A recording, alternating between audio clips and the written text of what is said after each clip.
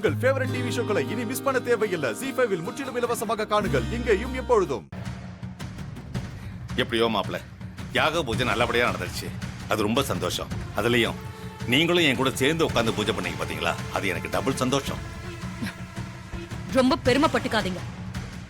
உங்க ஊருன்னு பெருசா பீத்திக்கிட்டீங்களே. ஆனா அங்க ஒரு பிரச்சனை வந்து போலீஸ் ஸ்டேஷன்ல நீங்க இருந்தப்போ உங்களை காப்பாத்துறதுக்கு அந்த ராஜா சேதுபதியும் வரல, உங்க ஃபேமிலியும் வரல, ஊர் மக்கள் கூட வரல. ஏன் மாப்பிள்ள வந்துதான் உங்களை காப்பாத்தினாரு. சரி விடு ஈஸ்வரி, அதெல்லாம் முடிஞ்சு போன கதை. அதை எதுக்காக இப்ப பேசிக்கிட்டு? எப்படி பேசாம இருக்கிறது? போலீஸ் ஸ்டேஷன்ல இருந்த உங்களை அந்த கிழவி, அதான் உங்க அம்மாவால வெளியில கொண்டு வரதுக்கு துப்பு இல்ல. ஆனா நீங்க இல்லைன்னதும் அந்த யாக பூஜைய அவ பேரன்தான் செய்யணும்னு ஒத்த கால்ல நிக்கிறா. அதுக்கப்புறம் நான் தான் உங்க இடத்துல என்னோட மாப்பிள்ள தான் செய்யணும்னு சொல்லி ஒரே பிடிவாதமா இருந்தேன். இல்லனா அவ பேரனை உட்கார வச்சிருப்பா. கடைசியில நான் சொன்னதுதான் ஜெயிச்சுச்சு.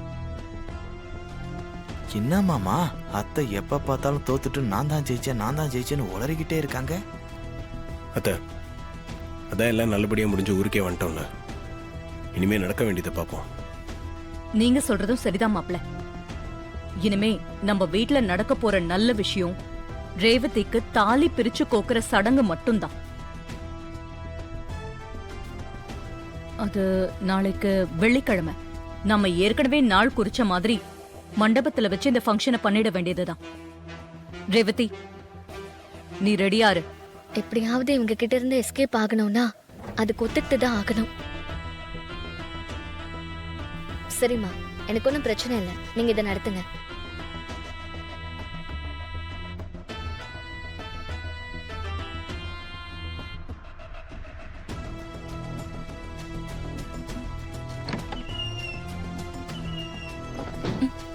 என்ன ரேவதி இன்னைக்கு எதுவுமே சொல்லாம சரின்னு சொல்லிட்டு போறா? ஒண்ணுமே புரியல. நானும் அம்மா கிட்ட சத்தம் போடுவான்னு நினைச்சேன். சம்மதம் சொல்லிட்டு போவான்னு கொஞ்சம் கூட எதிர்பார்க்கல. அக்கா, அக்கா இது மனசுல வச்சுட்டு தான் இதெல்லாம் செய்யுதுன்னு நினைக்கிறேன். மாப்பிள்ள, உங்க முயற்சியால யாக பூஜை நல்லபடியா முடிஞ்சிருச்சு. அதே போல கும்பாபிஷேகமும் நல்லபடியா நடந்துட்டா அது போதும் மாப்பிள்ள. எனக்கு கண்டிப்பா நல்லபடியா நடக்கும் மாமா, கவலைப்படாதீங்க. மாப்பிள்ள, நடக்கவே நடக்காதுங்கிற ஒரு விஷயத்தை இவ்வளவு தூரம் கொண்டு வந்துட்டீங்க. கும்பாபிஷேகத்தை நீங்க நல்லபடியா முடிப்பீங்கிற நம்பிக்கை எனக்கு இருக்கு. சரி சரி, ஊருக்கு போயிட்டு வந்ததுல ரொம்ப டயர்டா இருப்பீங்க. நீ போய் ரெஸ்ட் எடுத்துக்க போங்க. சரிங்களா சகல, நீங்க போய் ரெஸ்ட் எடுங்க. உங்ககிட்ட ஒண்ணு கேட்கணும். என்ன கேட்க போற? இந்த ஃபங்க்ஷனுக்கே எதிர்ப்பு தெரிவிக்காம எப்படியும் ஒத்துக்கிட்டேன் தானே?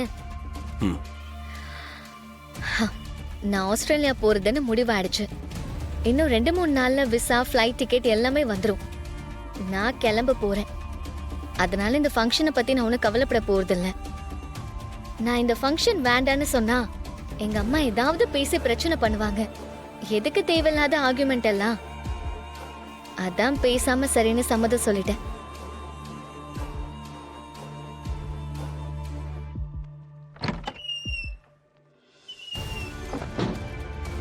நாம போடுற திட்டம் எதுவுமே இப்ப ஒர்க் அவுட் ஆக மாட்டேங்குதுங்க.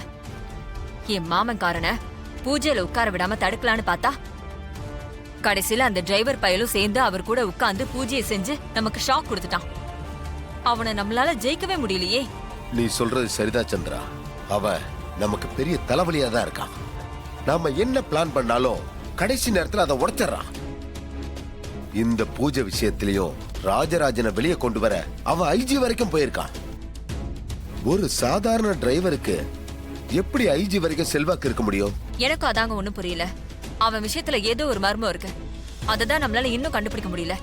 ஆமா சந்திரா, அவன் யாரு, என்ன பேக்ரவுண்டுங்கிறத இனிமே தீவிரமா அலசி ஆராயணும். எப்ப உனக்கு ஐஜி வரைக்கும் செல்வாக்கு இருக்குன்னு தெரிஞ்சதோ அப்பவே அவன் சாதாரண ஆள் இல்லைன்னு தெரிஞ்சு போச்சு. டிரைவருங்கிறது அவன் போட்டிருக்கிற வேஷமோன்னு தோணுது. அவன் நடவடிக்கையில ஆரம்பத்துல இருந்தே எனக்கு சந்தேகம் இருக்குங்க. அளவுக்கு அதிகமான புத்திசாலித்தனம், எவ்வளவு பிரச்சனை வந்தாலும் அதை சமாளிக்கிற விதம், அவன் பேசுற இங்கிலீஷ், இப்போ போலீஸ் செல்வாக்குன்னு எல்லாமே சந்தேகத்தை உண்டு பண்ணுது. ஒரு சாதாரண டிரைவருக்கு இவ்ளோ திறமைகள் இருக்க சான்ஸே இல்ல. கிட்டத்தட்ட ஒரு சூப்பர்மேன் மாதிரி தான் தெரியறான். ஆமா சந்திரா, அதனாலதான் அவனை ஜெயிக்கவே முடியல, தோத்துக்கிட்டே இருக்கோம். சீக்கிரமாவே அவன் யாரு என்னன்னு கண்டுபிடிச்சாதான் அக்கா மூலமாவே அவனை அந்த வீட்டை விட்டு துரத்த முடியும். கொஞ்சம் டைம் கொடு சந்திரா. அவன் ஜாதகத்தையே உன் முன்னாடி தூக்கி போடுறேன். சரிங்க. அதை விட உடனே செய்ய வேண்டிய வேலை ஒண்ணு இருக்கு. அதை உடனே நாம செஞ்சாகணும். நீ எதை சொல்ற சந்திரா? நாளைக்கு கல்யாண மண்டபத்துல ரேவதிக்கு தாலி பிரிச்சு கோக்குற ஃபங்க்ஷன் நடக்க போகுது. அக்கா அதை ரொம்ப கிராண்டா பண்ணணும்னு பிளான் பண்ணிட்டு இருக்கா. அந்த ஃபங்க்ஷனை நடக்க விடாம பண்ணணும். அதுக்கு நாளைக்கு தாலி பிரிச்சு கோக்குற ஃபங்க்ஷன் முடிஞ்சது என் அக்கா செங்கல் சூளையில வேலை செய்யறவங்களுக்கு அவ டிரைவர் மாப்பிள்ள மூலமா சம்பளம் கொடுக்க 50 லட்சம் ரூபாய் பணத்தை மண்டபத்துக்கு எடுத்துட்டு வர போறா. அது எதுவுமே கணக்கு காட்டாத பணம். அதனால இன்கம் டாக்ஸ்க்கு ஃபோன் பண்ணி வர சொன்னா கண்டிப்பா அவங்க அக்கா வந்து அரெஸ்ட் பண்ணுவாங்க. அதனால ஃபங்க்ஷனும் நின்னு போயிரும். கண்டிப்பா செய்யறேன் சந்திரா. கோயில் பூஜை விஷயத்துல தான் கோட்டை விட்டுட்டோம். இந்த தடவை நம்ம தோக்க கூடாது. உங்க அக்காவை பழி வாங்கியே தீரணும். சரிங்க, நான் கிளம்புறேன். எனக்கு டைம் ஆயிடுச்சு. சரி, பாத்து போ. ரொம்ப தேங்க்ஸ். எதுக்கு திடீர்னு தேங்க்ஸ் சொல்ற? திடீர்னுலாம் இல்ல, மனசுல சொல்லணும்னு தோணுச்சு, அதான் சொன்னேன். அதான் எதுக்கு தேங்க்ஸ்னு கேட்டேன். அது இன்னைக்கு யாக பூஜை நல்லபடியா முடிஞ்சிருக்குன்னா அதுக்கு நீ தான் காரணம். நீ மட்டும் அம்மாவை ஃபோர்ஸ் பண்ணி சம்மதிக்க வைக்கலனா இந்த பூஜையே நடந்திருக்காது. இதுல உன் அப்பாவுக்கு எவ்வளவு சந்தோஷம் பாத்தியா? இங்க பாரு, என்ன பாராட்டுறதெல்லாம் இருக்கட்டும். உண்மையிலேயே நான் ஒரு நல்ல காரியம் செஞ்சிருக்கேன்னு நீ நம்பர்தா இருந்தா பதிலுக்கு நீ எனக்கு ஹெல்ப் பண்ணணும். பண்ணுவியா? என்ன ஹெல்ப் பண்ணும்? நீ நான் ஆஸ்திரேலியா போறதுக்கு எல்லா பேப்பர்லயும் சைன் பண்ணி கோஆபரேட் பண்ணலையா? ஆமா. இனிமேதான் உண்மையான பிரச்சனை இருக்கு. எங்க அம்மா கண்டிப்பா என்னை கிளம்பி போக விடவே மாட்டாங்க. ஆனா நான் போயே ஆகணும். அதுக்கு நீ தான் ஹெல்ப் பண்ணணும். நான் என்ன ஹெல்ப் பண்ணணும்? உண்மையை சொன்னா கண்டிப்பா விட மாட்டாங்க. சோ நான் கிளம்பி போற வரைக்கும் அவங்களுக்கு உண்மை தெரியக்கூடாது. தெரியாம மறைக்கணும். நான் போன பிறகுதான் அவங்களுக்கு விஷயம் தெரியணும். ஏதாவது போய் காரணம் சொல்லிதான் நான் கிளம்பணும். பக்கத்துல எங்கேயாவது போற மாதிரி சொல்லிட்டு எஸ்கேப் ஆயிடலான்னு பாக்குறேன். நீ அதுக்கு கம்ப்ளீட்டா ஹெல்ப் பண்ணணும். நான் சொல்றதுக்கெல்லாம் ஆமான்னு சொல்லணும். போய் சொல்ல சொல்றியா? நீ போய் சொல்ல சங்கடப்படுவேன்னு எனக்கு தெரியும். ஆனா எனக்காக நீ இதை செஞ்சுதான் ஆகணும். ப்ளீஸ், மாட்டேன்னு சொல்லிடாத. இங்கே இருந்தா நான் மன உளைச்சலுக்கு அதிகமாகி டிப்ரெஷனுக்குள்ள போயிடுவேன். புரிஞ்சுக்கோ. அதனால இது ஒரு ஹெல்ப்பா நினைச்சு எனக்கு பண்ண. ரெஜிஸ்டர் ஆபீஸ், பாஸ்போர்ட் ஆபீஸ்க்கெல்லாம் வந்தல்ல, பாதி கிணறு தான் நான் தாண்டி இருக்கேன். முழு கிணறு தாண்டணும்னா உன் ஹெல்ப் வேணும்.